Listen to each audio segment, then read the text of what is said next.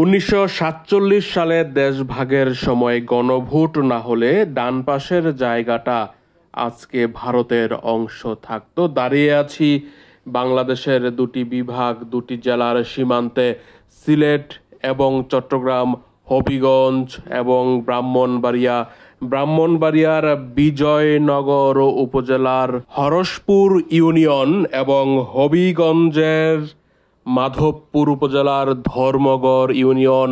মজার বিষয় হচ্ছে হরসপুর নামটি হবিগঞ্জ এবং ব্রাহ্মণবাড়িয়া দুই জেলাতেই রয়েছে। এক পাশে ইউনিয়ন বাজার, অন্য পাশে হরসপুর রেল স্টেশন, যেটি হবিগঞ্জ জেলায় পড়েছে। অন্যদিকে হরসপুর বাজার এবং ইউনিয়নটি ব্রাহ্মণবাড়িয়া জেলায় অবস্থিত। দুটি স্পটের দূরত্ব 1 কিলোমিটার, অর্থাৎ রেল স্টেশন এবং বাজার। ভিডিওটি উপস্থাপনা করেছি নাজিব মাহফুজ খান।